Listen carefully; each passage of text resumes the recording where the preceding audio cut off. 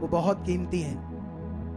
धन्यवाद प्रभु, इस पूरे समय को आपने संभाला, हमें यूज किया, इतनी बड़ी गवाहियां, इतना विश्वास बनाया अपने लोगों का।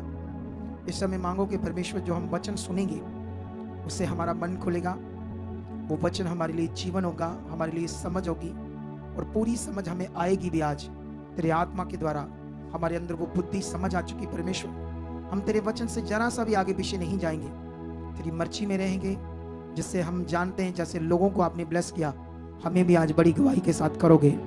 हम खरे और वफादार बन चुके हैं, तेरी इच्छा में चल चुके हैं, जैसा आप चाहते हो वैसा कर चुके हैं। शो हमारे मनों को आप बदल चुके, खोल चुके, मन की आंखें बुद्धि समझ से ब्लेस कर चुके हो, ताकि परमेश्वर पिता तेरा पवित्र कलाम हमारी जिंदगी में बड़ा असर करे। यीशु मसीह के नाम से ऐसा हो चुका है, आमेन।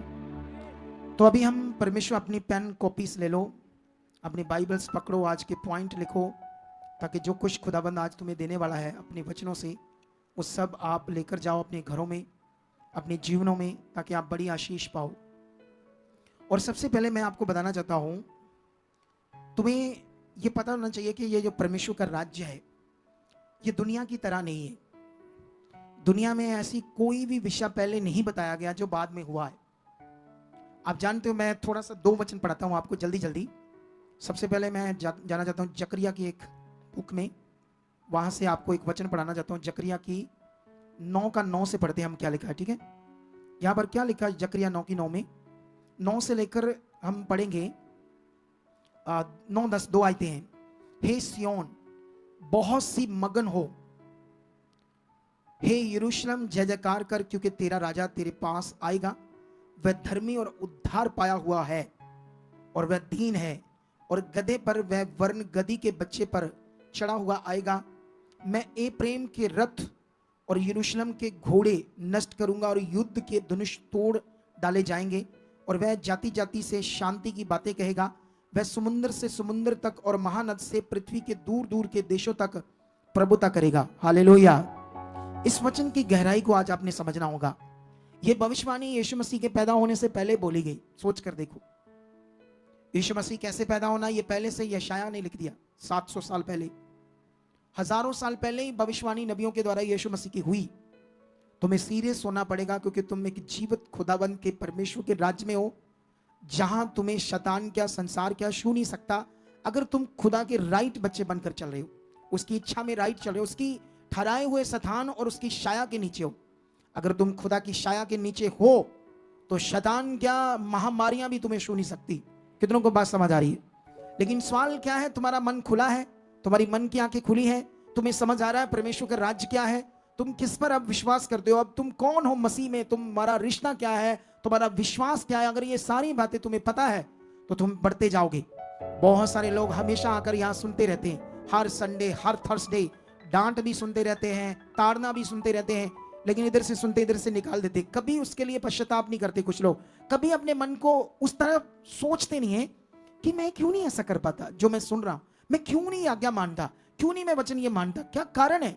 प्रभु तू जिंदा है, मेरी बात सुन, मुझे बदल, मुझे शो, मुझे तेरी इच्छा चलनी। जो वचन अपने दास के मुख से तू हर संडे हर वीरवार देता है, परमेश्वर वो पवित्र है, वो तेरा वचन है मेरे लाभ के लिए।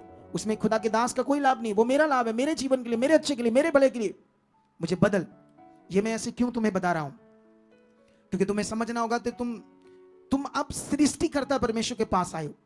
इस दुनिया में बाइबल में लिखा लाखों ईश्वर होंगे, लाखों प्रभु होंगे, लेकिन हमारे लिए तो सचमुच वो प्रभु, वो परमेश्वर है जिसने सृष्टि को रचा है। हालेलुया। लेकिन हम ढूंढ रहे थे, उससे दूर थे, अब उसके पास है। ये काम, ये प्रमाण, ये जीवन मिलना, डॉक्टरों की बातों को फेल कर देना परमेश्वर के सामने, इतनी ताकत की गवाहियां तुम सुन रहे थे, इतने बड़े मिरेकल, हिला देने वाले मन को मिरेकल थे। अगर तुम यहां से जाओगे, शाम को फिर बैठ जाओ, वचन सुनो, गवाहियां सुनो, अपने आप को तेज करो। जितना अपने आप को तेज करना शुरू करोगे, तुम्हारा मन लगना शुरू हो, तुम्हारा प्रार्थना में, फिर तुम वीडियोस नहीं देखोगे संसार की, तुम्हारा ध्यान संसार की बातों में नहीं जाएगा, तुम्हें अपने लोग अच्छे लगने लगेंगे, घर के मेंबर अच्छे लगने लगेंगे। जब तुम शरीर में होंगे, एक भाई है मान लो, उसको शरीर में है, उसको अपनी वाइफ अच्छी नहीं लगेगी, पत्नी को पति अच्छा नहीं लगेगा, बच्चों को माता पिता अच्छा नहीं लगेंगे, क्योंकि वो अपनी मर्जी चाहते हैं। वो चाहते हैं हम अपनी मर्जी से जिए, अपनी जो दिल में आए वैसा करें, गलत करें, जो भी करें, कोई हमें रोकने वाला ना हो। कितनों को बात समझ आ रही? ये सब कुछ शारीरिक है, ये सब कुछ रॉन्ग है, क्योंकि परमेश्वर से दूर होने से शारीरिक जीवन में ऐसा सब कुछ होता है। लेकिन यहां पर सोचो ये भविष्यवाणी जकरिया नबी ने पहले से कर दी, कितनी बड़ी भविष्यवाणी जो यीशु मसीह ने जैसा करना था। कहता हे सिय्योन बहुत ज्यादा मगन हो, हे यरूशलेम जय जयकार कर, क्योंकि तेरा राजा तेरे पास आएगा, वह धर्मी और उद्धार पाया हुआ होगा, वह दीन होगा, वह गधे पर वर्ण गधी के बच्चे पर चढ़ा हुआ आएगा। यहां पर वो कहता है यरूशलेम के सब रथ और उनके सब घोड़े नष्ट किए जाएंगे, उनके युद्ध के धनुष तोड़ डाले जाएंगे, जाति जाति से शांति की बातें कहेगा, वह समुद्र से समुद्र तक और महानद से पृथ्वी के दूर दूर के देशों तक प्रभुता करेगा। जो राजा आएगा जिसके हम होसना करके क्या कर रहे थे, महिमा कर रहे थे। लेकिन यही वचन हम मत्ती में जाएंगे, वहां पर अब जब यीशु मसीह के साथ वो चीजें सचमुच वहां का वाक्य पढ़ते हैं, यहां पर ये बात हुई। हालेलुया। कितनों को बात समझ आ रही है? आज हमें ये समझना होगा, जो हम पावरफुल इन बातों को सीख रहे हैं, ताकि हम इन बातों को सीखकर आगे बढ़ते जाए। हालेलुया। कितनों को बात समझ आ रही है? क्या तुम इतने बड़े खुदा के पास आकर, जिसने दुनिया को रचा, जिसने दुनिया को बनाया है, क्या उसके सामने हम कोई भी चीज अनाप शनाप कर सकते हैं? उसके सामने कोई भी चीज अपनी मर्जी से कर सकते हैं? अगर हम ऐसा करते हैं तो क्या होगा हमारे साथ? सोचो, अगर हम परमेश्वर की इच्छा से बाहर जाते हैं, जो सृष्टि करता है, जिसने दुनिया को रचा है, जो दुनिया को बनाने वाला है, जो दुनिया को रचने वाला है ना खुदा। लेकिन यही काम जब रियल में होता है, यीशु करता है। वो वचन पढ़ते हैं मत्ती 21 जब वे यरूशलेम के निकट पहुंचे और यतून पहाड़ पर बैतफगे के पास आए, तो यीशु ने 2 चेलों को यह कहकर भेजा, सामने के गांव में जाओ, वहां पहुंचते ही एक गधी बंधी हुई और उसके पास एक बच्चा तुम्हें मिलेगा, तुम्हें खोलकर मेरे पास ले आओ। यदि तुमसे कोई कुछ कहे तो कहना कि प्रभु का इसको प्रयोजन है, तब वह तुरंत उन्हें भेज देगा। वह इसलिए हुआ कि जो वचन भविष्यवक्ता के द्वारा कहा गया था वह पूरा हो। सिय्योन की बेटी से कहो, देख तेरा राजा तेरे पास आता है, वह नम्र है, वह गधे पर बैठा है, वर्ण लादू के बच्चे पर। चेलों ने जाकर जैसा यीशु ने उनसे कहा था वैसा ही किया, और गधी और बच्चे को लाकर उन पर अपने कपड़े डाले और वह उन पर बैठ गया। तब बहुत से लोगों ने अपने कपड़े मार्ग में बिछाए और अन्य लोगों ने पेड़ों से डालियां काटकर मार्ग में बिछाई। जो भीड़ आगे आगे जाती और पीछे पीछे चलती आती थी, पुकार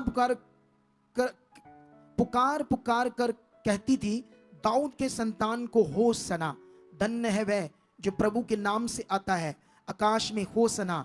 तब उसने यरूशलेम में प्रवेश किया तो सारे नगर में हलचल मच गई और लोग कहने लगे, ये कौन है? लोगों ने कहा, ये गलील का नासरत का भविष्यवक्ता यीशु है। सुनो इधर ध्यान से, ये क्या है? ये जो शिक्षाएं क्या है आज जो हम कर रहे थे, ये क्या कर रहे थे? क्यों उन लोगों ने डालियां तोड़ी पेड़ों की, खजूरों की, और हिलाई और प्रभु को नाम को महिमा दी, अपने कपड़े बिछाए उसके आगे? अब सोचने वाला है, यीशु कौन है? तुम्हें यह समझना होगा। इसको समझने के लिए तुम्हें और गहराई में वचनों में जाना होगा, तो समझ आएगा तुम्हें परमेश्वर का प्रतिरूप है यीशु। क्योंकि जिस परमेश्वर को हम देख नहीं सकते, उस परमेश्वर ने अपने आप को दुनिया पर प्रकट किया ताकि दुनिया अनजान ना रह जाए, धोखे में ना रह जाए, ताकि दुनिया को पता चल जाए सर्वशक्तिमान कौन है। अब यीशु के बारे में देखना, सब कुछ यीशु के द्वारा बना, सारा कुछ, हाथी, घोड़े, बड़ी बड़ी सवारियां। अब यीशु मसीह ने उनको क्यों नहीं चुना जिसने इन चीजों को बनाया? क्या कोई राजा कभी गधे के बच्चे पर बैठता है? मतलब गधे पर बैठता है कोई राजा, दुनिया का राजा? बोलो, वो कौन सी सवारी चुनता है?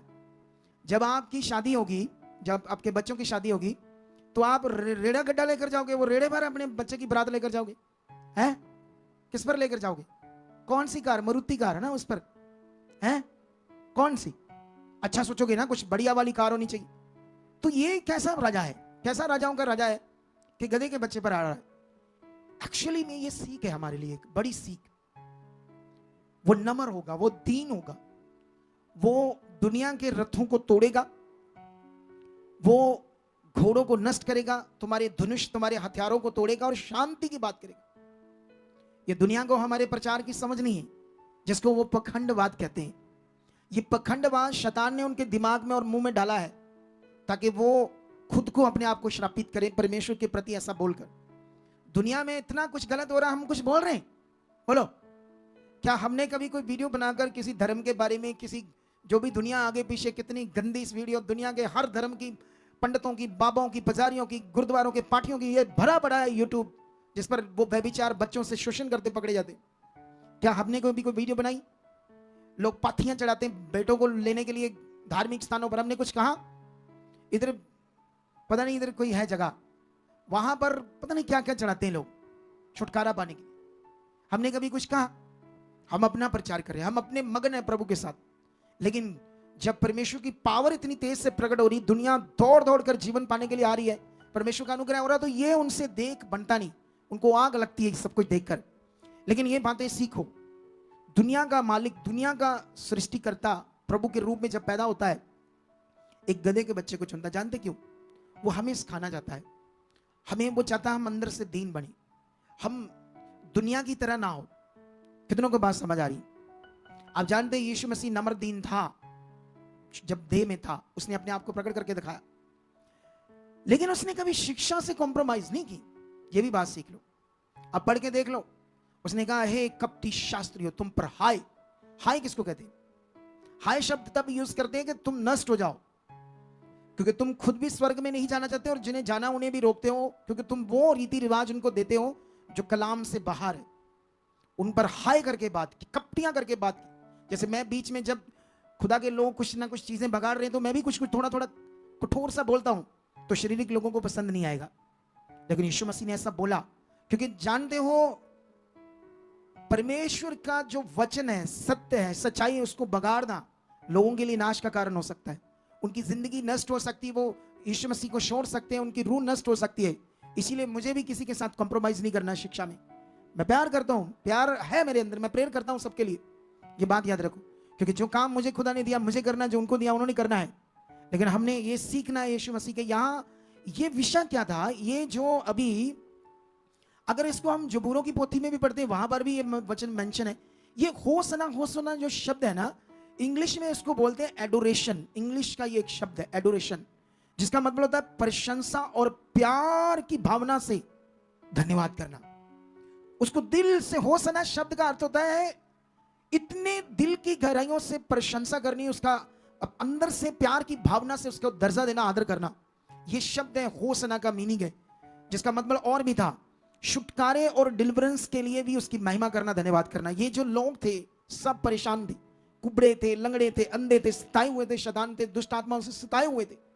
ये लोग इतने सताए हुए थे, तो यीशु मसीह ने जब हील कर रहा था, डिलीवरेंस दे रहा था, तो वो जब उनके पास आता है तो उन्होंने क्या किया, उसको एक राजाओं की तरह वो वचन याद करके उसको दर्जा देते, उसकी होसना, उसकी महिमा करते हैं दिल की गहराइयों से। ये एक दिन है उस टाइम जो बाइबल के अंदर रिकॉर्ड है, तो उसको पाम संडे करके हम इन दिनों में एक दिन को याद करते हैं, वो टाइम। और हम भी महिमा करते हैं। महिमा तो हम रोज करते हैं, क्या करते हैं हम, लेकिन एक टाइम में कुछ स्पेशल भी मन हो जाता है तो अच्छा है ना, अच्छा हो जाता है। जैसे आज ये वचन सुने, वैसे तो ना सुनते। तो ये विषय था हमारे लिए, जिसमें यीशु मसीह ने सेव अस, हमें किया, हमारे जीवनों को, हमारे प्राणों को सेव किया। तो इसलिए होसना का मतलब आपको समझ आया, मतलब आया। ये जो सारा विषय था, ये विषय सिर्फ उस समय के जो लोग थे, उनके पास ना तो फूल थे, ठीक है, ना उनके पास पैसे थे, ना ऐसी चीजें थी जैसे राजाओं के साथ करते हैं, लेकिन कुछ भी नहीं था, लेकिन उन्होंने दिल से किया। अपने चुन्नियां, अपने कपड़े बचाए और स्वागत किया, और पेड़ों की, खजूरों की डालियां तोड़ तोड़ कर क्या किया, वहां पर खूब यीशु मसीह को राजाओं की तरह आदर दिया। यहूदी लोग आए, कुड़कुड़ाने लगे, इनको रोक, इनको रोक, ये गलत कर रहे हैं, ये प्रशंसा, ये आदर तो खुदा का चाहिए, यहोवा का चाहिए। तब उसने कहा, अगर आज इनको रोकोगे तो पत्थर चला उठेंगे, आज इन्हें करने दो। कितनों को बात समझ आ रही है आज? क्योंकि यीशु वो खुदा है, खुद पुत्र के रूप में प्रकट हुआ। तो ये तो शिक्षा होगी जिसको हमने पूरे आनंद से करना है। आज के बाद तुम्हारे जीवन में पाम संडे, ये होसना का जो शब्द है, बढ़ता ही जाना चाहिए, बढ़ता ही जाना चाहिए, बढ़ता ही जाना चाहिए। ऐसे नहीं जैसे आज हमने कितनी गवाहियां सुनी, काम लेकर बैठ गए, पीछे हो गए, फिर हालातों में गए, फिर और शैतान ने मारा, फिर वापस आए। अगर तुम्हारी तरह हो परमेश्वर, मैं भी तुम्हारी तरह हूं, मैं कहूं अभी मेरे पास टाइम नहीं है प्रार्थना करने का, देखेंगे, ये पैसे लाओ 1 लाख, फिर करेंगे, फिर अच्छा है जैसे डॉक्टर बाबाओं को पैसे देते हो। तो ये दर्जा कभी उसका पीछे नहीं करना, उसको नरादर नहीं करना अपने जीवन से। इस विषय को आपने समझना है। ये तो आज का टॉपिक था इसके लिए, लेकिन अभी तो हम वापस उसी टॉपिक पर आएंगे, मरा हुआ विश्वास और जीवित विश्वास। और टाइम भी बहुत कम है, अगले कुछ ही मिनटों में मुझे अपना टॉपिक कंप्लीट करना है, और बहुत लंबा भी नहीं जाना मैंने वचन में। इन दिनों में मैं वचन में लंबा नहीं जाऊंगा ज्यादा, तो भी इतने में पकड़कर ध्यान देना है जितना मैं सिखाऊंगा खुदाबंद में, ठीक है। मैं जल्दी जल्दी यूहन्ना की बुक में जाना चाहता हूं, यहां पर तुम्हें जीवित विश्वास के बारे में सिखाना चाहता हूं। और अच्छे से आज, ताकि तुम्हारा जीवित विश्वास जो है वो बढ़ता जाए तुम्हारे अंदर। जितना ये जीवित विश्वास बढ़ता गया उतनी तुम्हारी जिंदगी जबरदस्त होगी। तुम्हारे लोग, तुम्हारे मेंबर, तुम्हारे बच्चे सब जबरदस्त होंगे। अब यहां पर हम पढ़ेंगे यूहन्ना सुसमाचार की बुक, इसका 1 अध्याय से शुरू करके मैं 13 तक लगातार वचन पढ़ूंगा आपके लिए। आदि में वचन था और वचन परमेश्वर के साथ था और वचन परमेश्वर था। यही आदि में परमेश्वर के साथ था। सब कुछ उसी के द्वारा उत्पन्न हुआ। किसके द्वारा? परमेश्वर के द्वारा, यीशु मसीह के द्वारा सब कुछ उत्पन्न हुआ। आप जानते दुनिया में परमेश्वर को शब्द कहते हैं। पूरी दुनिया के लोग जो मूर्ति पूजा, तस्वीरें, ये जो नीचे के दर्जे का जो भी करते हैं ये रीति रिवाज, उनसे उठकर वो लोग हैं जो परमेश्वर को निराकार मानते, उसका कोई रूप नहीं मानते। ये उनसे ऊपर के लोग हैं, ऊपर के लोग जो से निराकार मांगते हैं या उसको शब्द करके बात करते हैं। वो जो शब्द है उसी को वो नाम शब्द करके भी बात करते हैं कि उसकी भक्ति करो, वो एक शब्द है, ये उसका नाम है, ऐसा करके। ये वो नीचे के दर्जे वाले जो ये खिचड़ पिचड़ नीचे दुनिया है उससे ऊपर के लोग हैं। लेकिन उनके लिए भी जानकारी है जिसको वो शब्द कहते हैं। इसको ऐसे लिखा, आदि में शब्द था, शब्द परमेश्वर के संग था, शब्द ही परमेश्वर था और उसी शब्द के द्वारा सारा कुछ उत्पन्न हुआ। और आगे लिखा, उसमें से कोई भी वस्तु उसके बिना उत्पन्न नहीं हुई। उसमें जीवन था और वह जीवन मनुष्यों की ज्योति था। ज्योति अंधकार में चमकती है और अंधकार ने उसे ग्रहण ना किया। यह जीवित विश्वास का ज्ञान है आपको, जो तुम्हें अपने अंदर बढ़ाना होगा, तुम्हें बढ़ना होगा। जैसे तुम जीवित विश्वास की बातों में बढ़ोगे, पवित्र आत्मा तुम में ज्यादा काम करेगा, आत्मा तुम्हें यूज करेगा, आत्मा तुम्हारे अंदर जीवित विश्वास से काम करने लगेगा। जो तुम शोकित करके रखा हुआ था, जो नए लोग हैं, जो मटीरियलिस्ट चीजों के द्वारा अपना जीवन पाना चाहते थे, वो दूसरों को जीवन दे सकते थे जो खुद नहीं पा रहे थे, क्योंकि खुद का मरा हुआ विश्वास था तो दूसरों को जीवन क्या देते। लेकिन यहां पर लिखा, वो जीवन था और वह जीवन मनुष्यों की, वो जीवन मनुष्यों की ज्योति था। और जब ज्योति अंधकार में इस दुनिया में आती है तो मनुष्यों ने उसे, अंधकार में जो डूबे हुए लोग थे उन्होंने ग्रहण नहीं किया। एक मनुष्य परमेश्वर की ओर से आ उपस्थित हुआ जिसका नाम यूहन्ना था। वह गवाही देने आया था कि ज्योति की गवाही दे, ताकि सब उसके द्वारा विश्वास लाएं। तुम्हें बाइबल से यह पकड़ना है कि तुम्हारा विश्वास क्या है। बाइबल के अंदर जो परमेश्वर का वचन है, तुम्हें जो विश्वास का ज्ञान देता है वो तुम्हारा विश्वास है। जो कोई रीति रिवाज वहां लिखा पड़ा है वो तुम्हारे लिए विश्वास नहीं है। अगर तुमने उसे विश्वास बनाया या विश्वास किया तो वो तुम्हारा मरा हुआ विश्वास। कितनों को बात समझ आ रही है? इसीलिए यहां पर लिखा, वो ज्योति की गवाही देने आया ताकि सारे लोग, दुनिया के मनुष्य उस पर विश्वास लाए। वह आप तो वह ज्योति ना था, परंतु वह उस ज्योति की गवाही देने के लिए आया था। 9 से लिखा, सच्ची ज्योति जो हर एक मनुष्य को प्रकाशित करती है, जगत में आने वाली थी। वह जगत में था और जगत उसके द्वारा उत्पन्न हुआ और जगत ने उसे नहीं पहचाना। ये दुनिया, ये संसार उसी के द्वारा उत्पन्न हुआ। जब वो जगत में आता है तो लोगों ने उसे नहीं ग्रहण किया। क्यों? क्योंकि लोग अंधकार में थे। तब तक शैतान ने उनकी बुद्धि में इतना कुछ घास फूस भर दिया कि उनको सच्चाई समझ ना आए। कितनों को बात समझ आ रही? अगर हम चर्च में जाते हैं, प्रभु के घर में आते हैं और प्रभु में भी आपके दिमाग में घास फूस भर दिया जाए, जैसे ये कुरिन्थियस के वचन में लिखा है, एक जगह पर लिखा, उस नी को छोड़ जो यीशु मसीह है, कोई और नहीं है। कई लोग उस नी के ऊपर, उस हृदय के ऊपर वहां लिखा सोना चांदी घास फूस का हृदय रखते हैं। ये घास फूस क्या है? ये विश्वास है, गलत वाला घास फूस विश्वास। तुम्हें ज्योति वाला विश्वास करना पड़ेगा, जीवित विश्वास। पढ़ा है वो वचन के नहीं पढ़ा? कि पढ़ा हुआ एक बार तुम्हें वो घास फूस की बात। जब हम संसार में थे तो शैतान ने हमारे दिमाग में घास फूस भर दिया, तब तक फिर हमें ज्योति समझ नहीं आ रहा था। आज देखो दुनिया जानवरों की पूजा कर रही, चूहों, बिल्ली, कुत्ते, पता नहीं सांप, पेड़, पता नहीं कितने तरह के पेड़ों की पूजा कर रही। कौन सी क्या क्या दुनिया कर क्या रही? इतनी शैतान ने घास फूस भर दिया दिमाग में कि सृष्टि को रचने वाला, आकाश को बनाने वाला, पृथ्वी जो है वो सूरज जो है पृथ्वी से 10 लाख गुना बड़ा है। ये जो छोटा सा नजर आता है, इतनी दूर है पृथ्वी से कि हमें तो इतना सा नजर आता है जैसे मैंने हाथ किए इतने, लेकिन ये 10 लाख गुना बड़ा है। जो इतना बड़ा सूरज बनाता है वो परमेश्वर कैसा हो सकता है? कोई पेड़, जानवर, मनुष्य, ऐसी चीजें, कोई मटीरियलिस्ट चीज हो सकती है? अगर संसार में घास फूस भर दिया शैतान ने तो हमारा विश्वास घास फूस बन गया। लेकिन अब परमेश्वर में भी आकर अगर घास फूस की तरह हम जिएंगे, जीवित विश्वास, वो हमारे ब्रेन में, समझ में काम करना चाहिए। बाइबल में एक जगह पर लिखा, उम्मीद, आशा उस पर रखो जो तुम्हें यह कहता मैं तुम्हारे साथ हूं। हालेलुया! ये खुदा कहता है मैं तुम्हारे साथ हूं। उसने वचन के द्वारा तुम्हें बता दिया, तुम्हारे माइंड को बता दिया मैं तुम्हारे क्या हूं। खुदा साथ है कि तुम्हें कोई चीजों को साथ लेकर चलना है, मटीरियल को? उम्मीद, आशा, जीवित आशा उस पर रखो जो तुम्हारी आशा को पूरा करेगा। इतने बड़े काम तुमने आज, इतनी बड़ी बड़ी गवाहियां देखी है, तुम अभी, ये ट्रेलर है, पिक्चर अभी देखोगे तुम, इससे भी बड़े काम, इससे भी बड़े पावरफुल काम। लेकिन यहां पर क्या लिखा है? सच्ची ज्योति जो हर एक मनुष्य को प्रकाशित करती है, वो ज्योति पर विश्वास लाओगे पूरा का पूरा, सारे मन, सारी बुद्धि, सारी जान से प्यार करोगे, उसी तरह सारे मन सारी बुद्धि से उस पर विश्वास करोगे, तो वो ज्योति तुम्हें प्रकाशित कर देगी। तुम अंधकार में नहीं रहोगे। अगर तुम यीशु पर कहते हो मैं विश्वास लाया हूं और परेशान हो, दुखी हो, कैसा ये विश्वास है? कौन सा अधूरा विश्वास है? कौन सा ये क्या विश्वास है कि वो तुम प्रकाशित नहीं हो रहे? मैं प्रकाशित हूं, इसीलिए मैं ज्ञान दे रहा हूं। मैं जीवन में, मैं शांति में, मैं आनंद में। जब मैं नाच रहा था, मैं मजा, खूब आनंद में था। मुझे नाचना नुचना तो आता नहीं, शुरू से मैं छोटा होता ही जिम्मेवारियों में पड़ गया।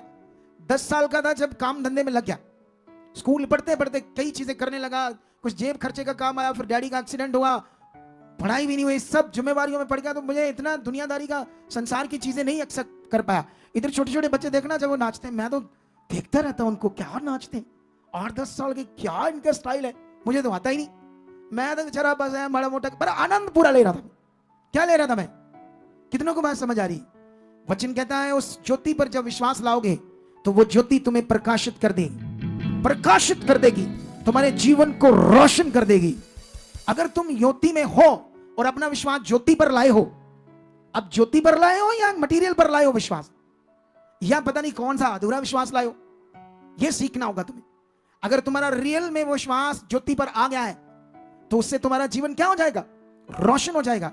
लेकिन बाइबल कहती है उस समय वो जगत में था, जगत उसके द्वारा उत्पन्न हुआ, जगत में आया, जगत ने उसे नहीं पहचाना, वह अपने ही घर आया और उसके अपनों ने उसे ग्रहण नहीं किया, परंतु जितनों ने उसे ग्रहण किया उसने उन्हें परमेश्वर की संतान होने का अधिकार दिया।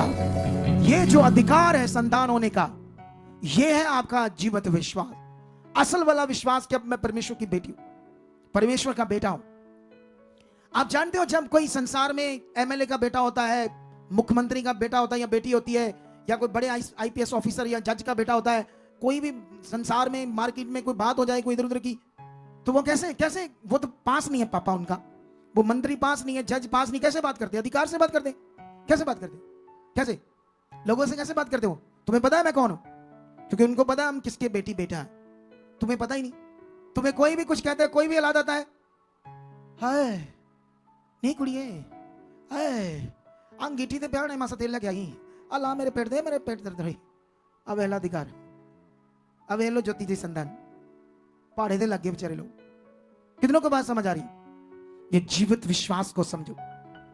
यहां पर लिखा उसने उन्हें परमेश्वर की संतान होने का अधिकार दिया, और आगे लिखा उन्हें जो उसके नाम पर विश्वास रखते हैं। नाम का मतलब अनोमा, अनोमा, ये शब्द अनोमा है। अनोमा का मतलब यीशु का कैरेक्टर, जो ज्योति संसार में आई, देहधारी हुआ, शब्द देहधारी हुआ, फिर उसने क्या किया, ये कैरेक्टर अनोमा मतलब जो यीशु का कैरेक्टर है, उस पर हम अपना विश्वास लाके, दुनिया की तरह वो नाम पर नहीं, या नाम शब्द को जाप करना वो हमारा नहीं है, संसार के लिए वो करें। परमेश्वर ने बचा चुका है तुम्हारे द्वारा यीशु मसीह के नाम से। कितनों को बात समझ आ रही है? अनोमा शब्द है, अनोमा। सबसे पहले शब्द देहधारी हुआ, फिर जब हुआ तो उसने क्या किया? बाइबल कहती है उसने परमेश्वर को प्रकट कर दिया, उसकी सामर्थ को प्रकट कर दिया, उसने लंगड़ों को खड़ा कर दिया, अंधों की नए आंखें बना दी, गूंगे उसके शब्द से बोलने लगे, बहरे सुनने लगे, और मरे हुए जिंदा हो गए। ये उसने प्रकट कर दिया। उसने पानी पर चलकर, तूफानों को रोककर, अरे ये उसका कैरेक्टर था जो उसने पृथ्वी पर आकर पूरा किया। उसने माइटी गॉड की पावर को प्रकट करके अपने लोगों को जो कुचले थे, सताए हुए थे, शैतान ने जो बीमारियों में, अंधकार में उन्हें नचोड़ा हुआ था, उनकी जिंदगी को इतना काट की तरह ठोकर मरोड़ा तोड़ा था, नष्ट हो रहे थे, इतनी तकलीफ से भरी जिंदगी सी, उसे आकर छुटकारा देने लगा। जब वो छुटकारा देगा ना, भूलना नहीं वो दिन जब तुम्हें छुटकारा मिलेगा। अगला दिन, अगला स्टेप, आगे बढ़ो, आगे बढ़ो, आगे बढ़ो। जो भूलना शुरू होते हैं, अगर मान लो यीशु मसीह में चलते तुम्हें कोई हालात आ गया जो परमेश्वर नहीं देता, ना परीक्षा देता, ना हालात देता है, जुक्तियां शैतान की है तुम्हें आगे करने के लिए, पीछे करने के लिए, कोई उसका काम होता है, दुष्ट को मौका लगता है, वो आपको कोई हालात देता, डरना नहीं। अगर तुम कुड़कुड़ाए नहीं, गलत अंगीकार नहीं किया अय्यूब की तरह, तो वो तुम्हें डबल करके वो बरकत देगा, डबल करके। लेकिन कुछ बिलीवर्स लोग क्या करते हैं, छोटा सा हालात आ जाता है तो कुड़कुड़ाना शुरू कर देते हैं, मन खराब करना शुरू करता है। मन खराब मत करो, वो सूद के साथ तुम्हें सब कुछ वापस देगा। ये कहानी नहीं है, ये सच्चाई है, ये सच्चा वचन है। लेकिन यहां पर मैंने जो समझाया उसके नाम पर, अनोमा, उसके कैरेक्टर पर विश्वास करो। जब ये विश्वास करते हो तो वे ना तो लहू से, ना शरीर की इच्छा से, ना मनुष्य की इच्छा से, परंतु परमेश्वर से उत्पन्न होते हैं। बाइबल कहती है जब ये तुम विश्वास लाते हो फिर तुम लहू से नहीं, मनुष्य से नहीं, मनुष्य की इच्छा से नहीं, खुदा से उत्पन्न हो जाते हो। एक नया मनुष्य बन जाते हो जो जीवित विश्वास करने वाले, जो अंदर से आत्मा से चलने वाले, जिनकी अंदर से मन की आंखें खुल जाती है, जो खुदा को देखते। शद्रक, मेशक, अबेदनगो की तरह वो खुदा को देख रहे थे। मूसा खुदा को देख रहा था, नूह खुदा को देख रहा था, ये सब नबी, यहोशू खुदा को देख रहा था। चाहे वो शरीर में, फिजिकल फॉर्म में नहीं दिख रहा था, लेकिन अंदर से, आत्मा से वो फील कर रहे थे। इसी को बोलते जीवित विश्वास। कितनों को बात समझ आ रही? हालेलुया। ये विश्वास हमारे अंदर बढ़ना चाहिए। हम थोड़ा सा आगे जाते हैं आपके लिए। आज कोशिश करते जल्दी जल्दी मैं इस टॉपिक को आपको समझा पाऊं। यहां पर अगर तुम यूहन्ना की बुक 6 अध्याय से 1 से लेकर लगभग 14 वचन तक पढ़ोगे, तो मैं यहां पढ़ूंगा नहीं, तुम्हें समझा देता हूं सारी बातें फटाफट 2 मिनट में।